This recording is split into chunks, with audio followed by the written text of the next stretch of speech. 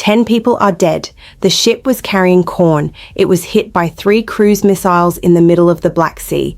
This is the deadliest attack yet in a weeks-long campaign against Ukraine's ports, and it just happened, arriving in what is now the 5th year of the full-scale war between Russia and Ukraine. Here's what's confirmed so far. On Sunday, Russian forces struck a cargo vessel called the Golden Leo, flagged to Guinea-Bissau off the coast of Odessa. The ship had left port loaded with corn, carrying a crew of 17 sailors from India and Syria, along with 1 Ukrainian national.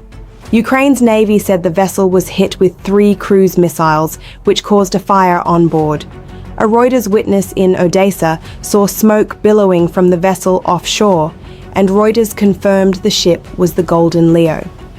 A search and rescue operation ran through the night, according to Ukraine's Seaports Authority, which continued providing updates on the crew's status as the count of confirmed casualties changed.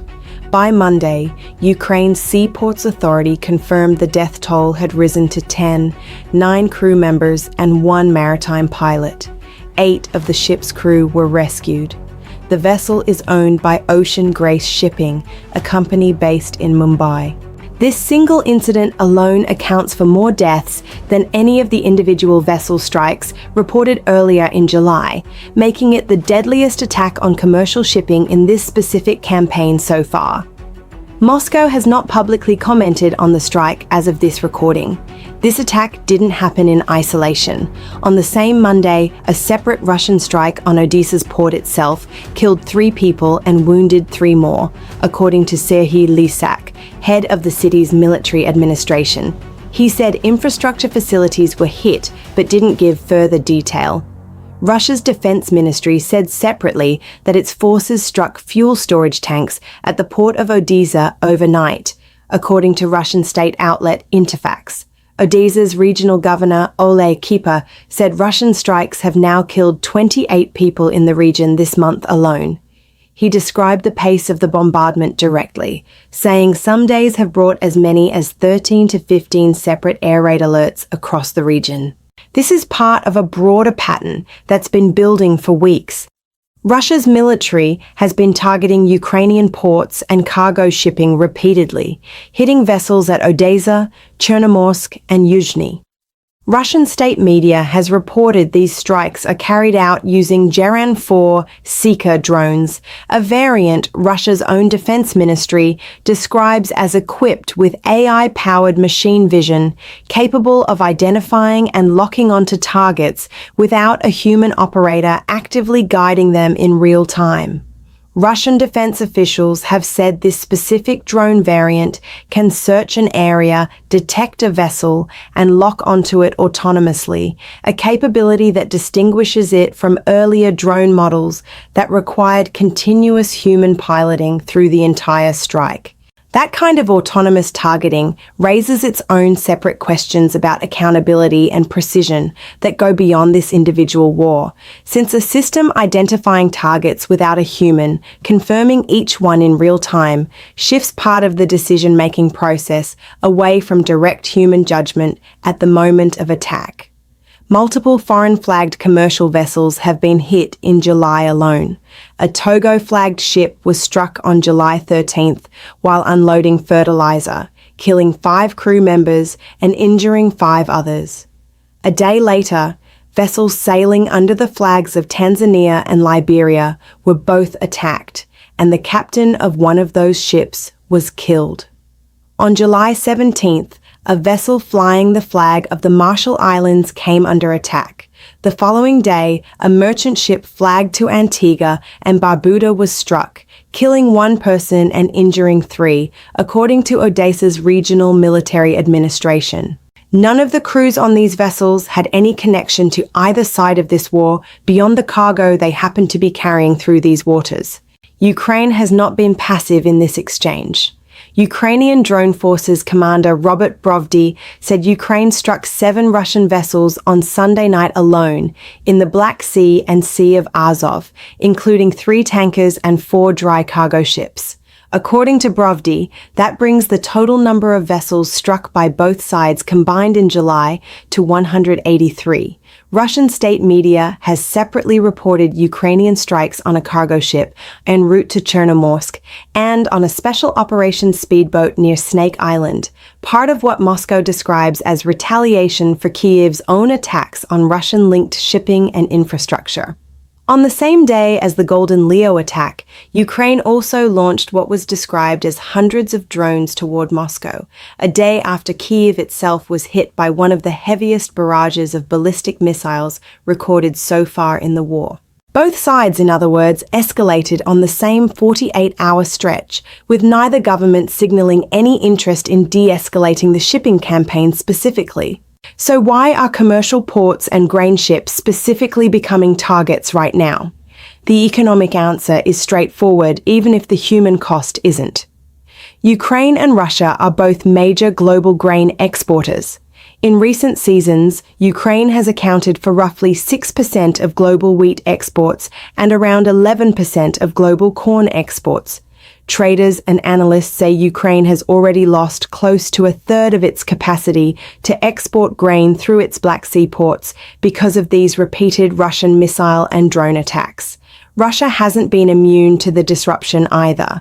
Ukrainian strikes on Russian vessels have forced Moscow to limit shipping through the Sea of Azov, a route that reportedly handles roughly a quarter of Russia's own grain exports. Both countries are, in effect, damaging a global food supply chain that neither one fully controls the consequences of. Countries that rely heavily on imported wheat and corn, particularly in parts of the Middle East, North Africa, and South Asia, tend to feel disruptions like this one first, through higher import costs rather than through any direct involvement in the fighting itself. Neither Russia nor Ukraine has offered a public plan this week to restore anything resembling the earlier grain corridor arrangement, leaving that broader question unresolved even as individual strikes continue to make headlines one at a time. That's a pattern that's shown up repeatedly since the war began, and it's part of why grain shipping routes keep resurfacing as a flashpoint even during periods when frontline fighting slows down elsewhere. It's worth noting the different levels of verification behind these specific claims. The Golden Leo strike carries unusually strong sourcing. A Reuters witness directly observed smoke from the vessel, and Reuters itself confirmed the ship's identity, in addition to Ukraine's own official seaports authority providing the casualty figures. Other details in this update, including Russia's account of what its strike specifically hit at Odessa's port and the exact circumstances behind some of the earlier July vessel strikes, rely more heavily on statements from the involved governments themselves, Russian and Ukrainian alike, and haven't received the same level of independent, on-the-ground confirmation. That distinction matters for how much weight to place on each individual claim in this update, the same standard we'd apply to any single-source military statement from either side of a conflict. Russia's own stated justification for the campaign centers on weapons transport rather than grain. Russia's defense ministry has described the strikes as an effort to disrupt Ukraine's ability to move weaponry and military hardware through the Black Sea. Moscow has also characterized the campaign as a response to what it calls continued attacks by Kyiv on Russian civilian infrastructure.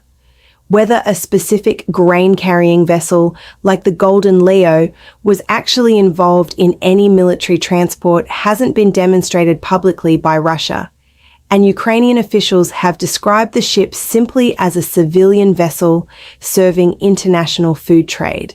There's also something worth noting about the nationalities involved in these individual incidents. The Golden Leo's crew came from India and Syria. Earlier strikes this month hit ships connected to Togo, Tanzania, Liberia, the Marshall Islands, and Antigua and Barbuda. That's a genuinely global cross-section of flag states and crew nationalities, a reminder that commercial shipping in the Black Sea draws workers and vessel registrations from around the world, largely disconnected from the war itself. None of those flag states, Guinea-Bissau, Togo, Tanzania, Liberia, the Marshall Islands, or Antigua and Barbuda, are combatants in this conflict, and none of them maintain a meaningful naval presence capable of protecting their registered vessels in these specific waters. Many of these registrations exist under what the shipping industry calls flags of convenience, a common global practice where a vessel's owner registers it in a country other than where the ship actually operates or where its crew comes from, often for regulatory or cost reasons unrelated to this specific conflict. That system is one reason a single ship can have an Indian and Syrian crew, Mumbai-based ownership, and a Guinea-Bissau flag all at once, and it's part of why identifying who bears responsibility for protecting a given vessel gets complicated once that vessel enters a war zone. When a missile hits a grain ship in these waters, the casualties are rarely limited to citizens of either combatant country. This also isn't the first time a Black Sea grain route has been at the center of this war's economic pressure points. Earlier in the conflict, a separate arrangement, commonly referred to as the Black Sea Grain Initiative, had been reached specifically to keep grain shipments moving and ease the global price shocks that follow disruptions like this one. That earlier framework allowed inspected vessels to move through a designated corridor with reduced risk of attack from either side. That earlier calm has clearly broken down, with both militaries now treating merchant shipping and port infrastructure as legitimate targets in a way that wasn't true during the periods when that arrangement held. Repeated attacks on commercial vessels of this kind typically raise the cost and risk calculation for any operator considering these waters, even without a specific insurance figure attached to this particular week. Here's where things stand as of this recording. 10 people are confirmed dead from Sunday's strike on the Golden Leo, with 8 crew members rescued in one of the most strongly verified single incidents of this entire campaign.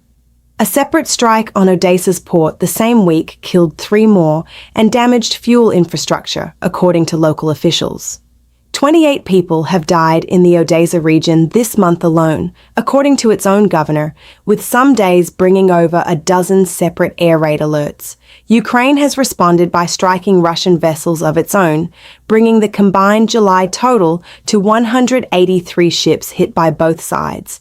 Global grain markets are already absorbing the impact, with Ukraine's own export capacity reduced by roughly a third and Russia forced to reroute some of its own shipping through the Sea of Azov. Neither government has signaled any interest in pulling back from targeting merchant shipping specifically, even as the international crews caught in the middle keep paying the most immediate cost. We're not going to guess how long this specific flare-up lasts.